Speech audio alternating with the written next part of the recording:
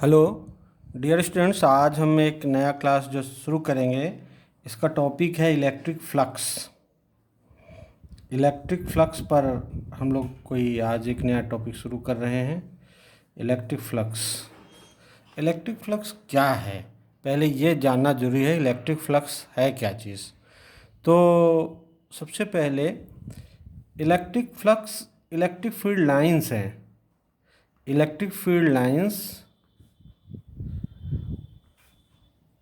perpendicular to the surface of charge body, perpendicular to the surface of charged body. This is denoted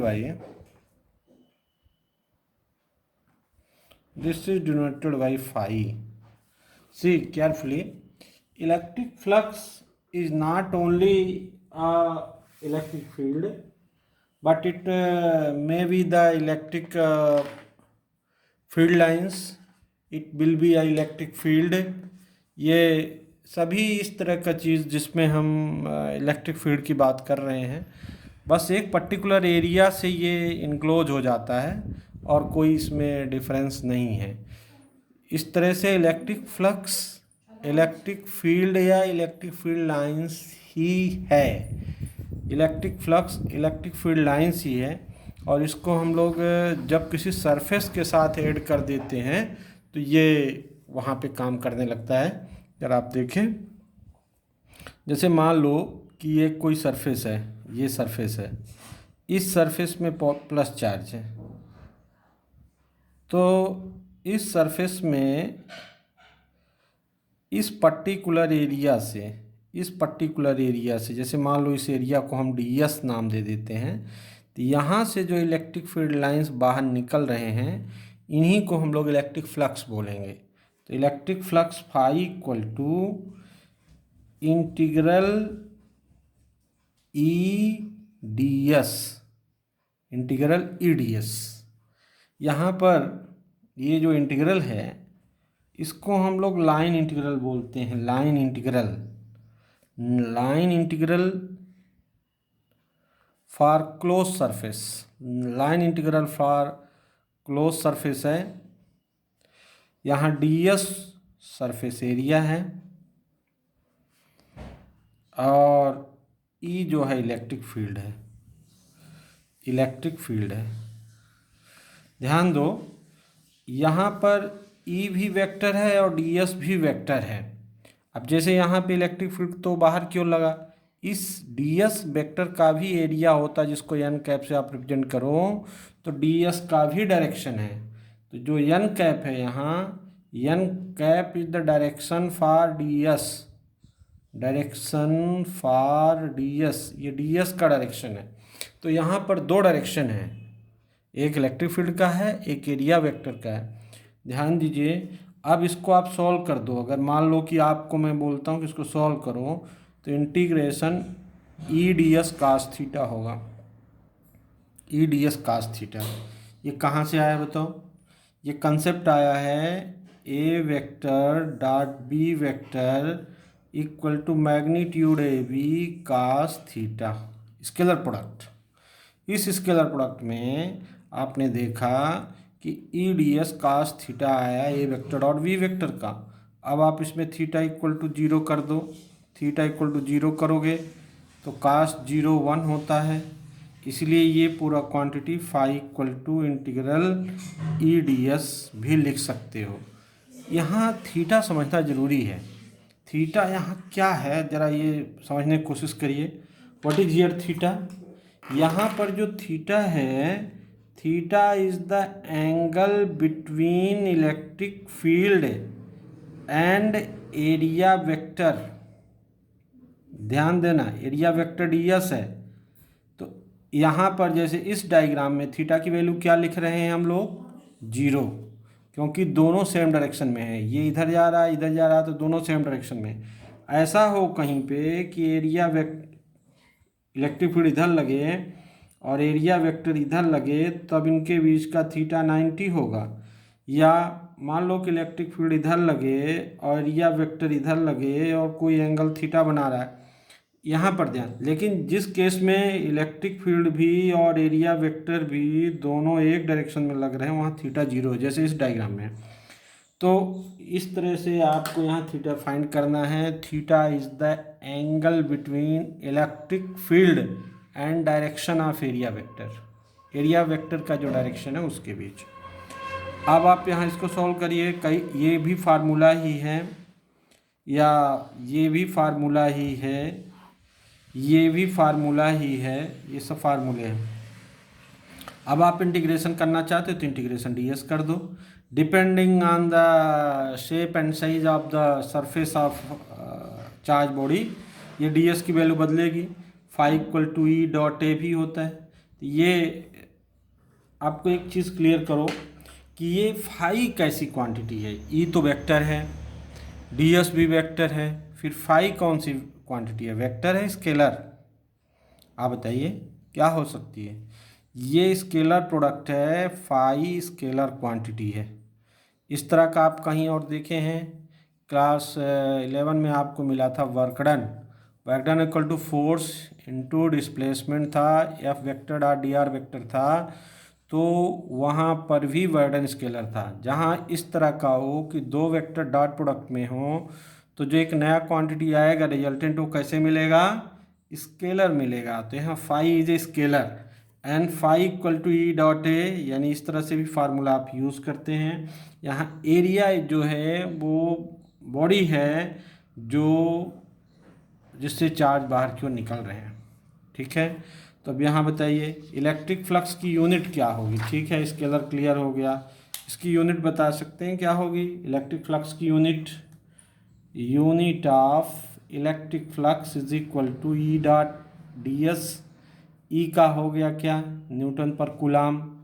area का क्या हो गया? Metre square. तो एक unit इसका यही हो गया।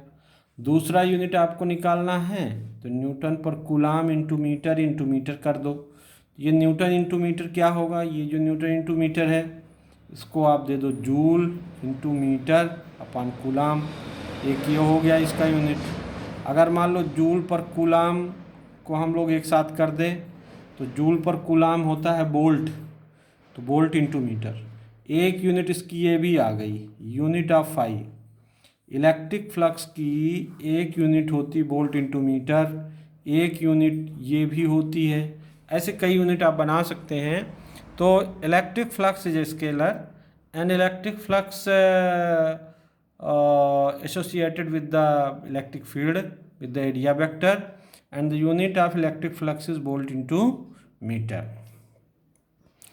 अब हम आपको इलेक्ट्रिक फ्लक्स का रिप्रेजेंटेशन दिखाते हैं, इलेक्ट्रिक फ्लक्स कैसे होगा और इलेक्ट्रिक फ्लक्स अलग अलग चार्जेस के लिए कैसे जाएगा। साथ में आपको ये भी जानना जरूरी है कि इलेक्ट्रिक फ्लक्स से रिलेटेड एक थ्योरम है, पहले उसको पढ़ा दें। गॉस थ्योरम, गॉस थ्योरम एक थ्योरम है। गॉस का नाम आपने सुना होगा, गॉस साइंटिस्ट हैं। तो गॉस थ्योरम है। गॉस थ्योरम का पहले स्टेटमेंट पढ़िए। क्या है स्टेटमेंट? गॉस थ्योरम का statement of Gauss theorem is for any close surface total flux will be equal to 1 upon epsilon 0 times, ये 1 upon epsilon 0 times of total charge. ये इसका स्टेटमेंट है, यानी phi equal to Q upon epsilon 0। ये एक formula है जिसको बोलते हैं गॉस थ्योरम। यहाँ फाई क्या है? इलेक्ट्रिक फ्लक्स है। Q क्या है? टोटल चार्ज है। एप्सिलॉन 0 क्या है? एब्सोल्यूट परमिटिविटी है। एब्सोल्यूट परमिटिविटी है। तो इस तरह से phi equal to Q upon epsilon 0 ये एक वैल्यू बन गई और जिस वैल्यू के बाद आप जो है तो इसमें निकाल सकते हैं। यहाँ पर कैसे यूज़ करेंगे इस थ्योरम को, ये बहुत इम्पोर्टेंट है। देखिए, सबसे पहले मैं आपको बताऊं, जैसे मान एक एक्सप्लेनेशन इसका देता हूँ, एक्सप्लेनेशन इसको समझिए, ये बुक्स में बहुत अच्छे से नहीं दिया है। जैसे मान लो कि ये कोई सरफेस है, समझने की कोशिश करिए, सरफेस है S1 और एक दूसरी सरफेस है S2 इसके ऊपर है। अब कहता है कि यहाँ 2 कूलाम है, ठीक है, और यहाँ -3 कूलाम है। तो आप इसमें गाउस थ्योरम लगाइए। गाउस थ्योरम ये लगाइए कि S1 के फ्लक्स का रेशियो और S2 के फ्लक्स का रेशियो क्या होगा। जैसे मान लो आपके कहता है कि आप इसको बताइए using Gauss theorem, using Gauss theorem. Gauss theorem की मदद से आपको टोटल फ्लक्स निकालना है। तो फाई S1 निकालो, phi S1 equal to Q upon epsilon 0। Q कितना है S1 के अंदर, 2 कूलाम, 2 अपान एप्सिलॉन 0, ठीक है। फाई S2 बताओ कितना होगा, Q अपान एप्सिलॉन 0। तो यहाँ Q क्या होता है, टोटल चार्ज। S2 के अंदर S1 है, S2 के अंदर क्या है, S1 है। तो टोटल चार्ज कितना हो गया, 2 कूलाम प्लस -3 कूलाम अपान एप्सिलॉन 0। ये बन गया -1 अपान एप्सिलॉन 0। तो फाई S2 ये हो गया। अब इसमें रेशियो की बात कर रहा है, phi S1 upon phi S2 is equal to, और मान लो कि हाँ मैं कहता हूँ 5 कूलाम इसके बाहर है थोड़ी देर के लिए, तो ये हो गया 2 upon epsilon 0 upon -1 upon epsilon 0, that is 2 upon -1। Answer है, ये आंसर है। अब यहाँ डिस्कस करिए, एक सरफेस है जहाँ पे 2 कूलाम चार्ज है, ये दूसरी सरफेस है जिसके अंदर -3 कूलाम है, और एक बाहर कूलाम चार्ज भी रखा है जो 5 कूलाम है। ध्यान दो, जो बाहर है उसको काउंट नहीं किया जाएगा, उस पर थ्योरम नहीं लगती। ये जो गाउस थ्योरम है that is applicable only for the Gaussian surface. इस चीज़ को आप अच्छी तरह से नोट करिए कि गाउस थ्योरम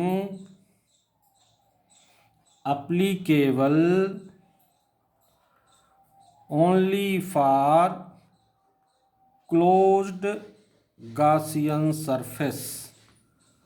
थोड़ा सा गाउसियन सरफेस आप बुक में पढ़िए क्या है, गाउसियन सरफेस पर ही ये अप्लाई होगी, और इसकी वैल्यू 2 अपान -1 आई, ये आपने समझ गए। अब हम इसमें आपको इसके एप्लीकेशंस पढ़ेंगे, गाउस थ्योरम के जो एप्लीकेशंस हैं वो पढ़ें, लेकिन इसके पहले हम आपको चार्ज डेंसिटी पढ़ाएंगे। कैसे चार्ज डेंसिटी आएगी ये आपको हम समझाते हैं। चार्ज डेंसिटी क्या होती है, मास डेंसिटी तो आप पढ़े हैं बहुत अच्छी तरह से, लेकिन चार्ज डेंसिटी आपको हम समझाते हैं कि चार्ज डेंसिटी क्या होता है। अब चार्ज डेंसिटी का फार्मूला मैं आपको बताता हूँ। चार्ज डेंसिटी, चार्ज डेंसिटी पहला होता है linear charge density, linear charge density. Linear charge density को लेमडा से बोलेंगे, Q अपान L। जैसे मान लो ये लेंथ है, वायर है, और इस वायर की लेंथ L है, और इसमें मान लो कि यहाँ पर Q चार्ज है। ये टोटल चार्ज कितने हैं, Q। तो ये हो गया लीनियर चार्ज डेंसिटी Q अपान L। ये लाइन से वायर के लिए होगी, और इसकी यूनिट बताओ क्या होगी, कूलाम पर मीटर। दूसरा होती है surface charge density, surface charge density. Surface charge density, जैसे मान लो कि ये सरफेस है, ठीक है, ये सरफेस है, इस सरफेस को हमने कोई एरिया दे दिया A, और इसमें टोटल चार्ज है Q। तो ये बोलता है कि सरफेस चार्ज डेंसिटी को sigma equal to Q upon A। ये सिग्मा, ये सरफेस चार्ज डेंसिटी, इसकी यूनिट क्या होगी, कूलम पर मीटर स्क्वायर। ये जो सरफेस वाली बॉडी है। अगर तीसरा होता है volume charge density. Volume charge density उनमें होगा जो बॉडी 3 डायमेंशनल होती हैं, जैसे मान लो कि सॉलिड स्फीयर हो गया, सिलेंडर हो गया, जिसमें वॉल्यूम होता है। तो ये कहता है कि उसके लिए इसको रो बोलते हैं, rho equal to Q upon V। यहाँ V जो है वॉल्यूम है, यहाँ A जो है एरिया है, यहाँ L जो है लेंथ है। तो ये rho equal to Q upon V। इस तरह से इसकी यूनिट हो जाएगी कूलाम पर मीटर क्यूब। तो यहाँ आपने 3 चार्ज डेंसिटी देखा, लैम्डा, सिग्मा एंड रो।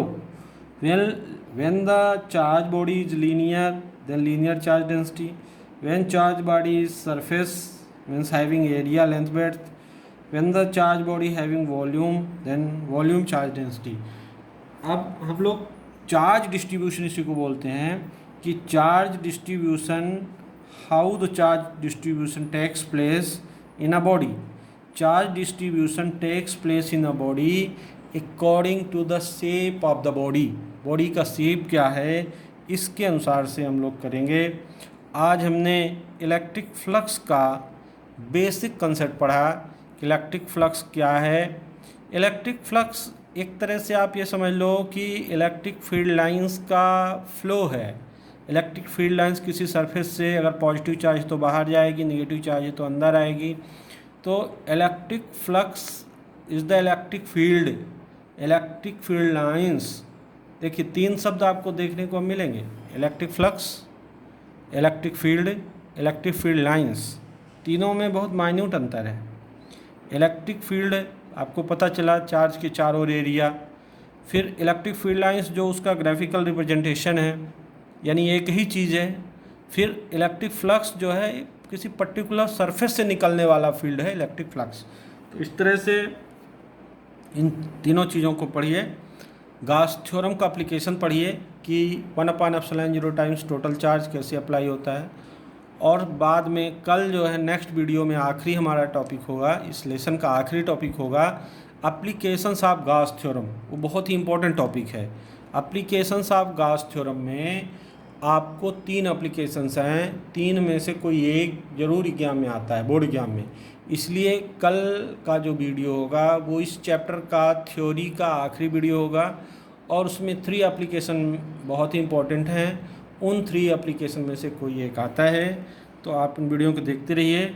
जैसे ये कल ख़त्म होगा मैं सभी नोट्स, जितने भी नोट्स हैं, इनकी एक फ़ोटो फिर से मैं ग्रुप में डाल दूंगा, अलग से, वीडियो में नहीं, ग्रुप में डालूंगा, ताकि जो क्लियर नहीं आया है या जो नहीं लिख पाए हैं उनको फ़ोटो दिख जाए और वो अपना नोट्स में करेक्शन कर सकें। तो आप पढ़ते रहिए, अच्छी तरह से कंसेप्ट क्लियर करिए और अपना एक खुद का नोट्स भी बनाते रहिए। Thank you, have a nice day, take care.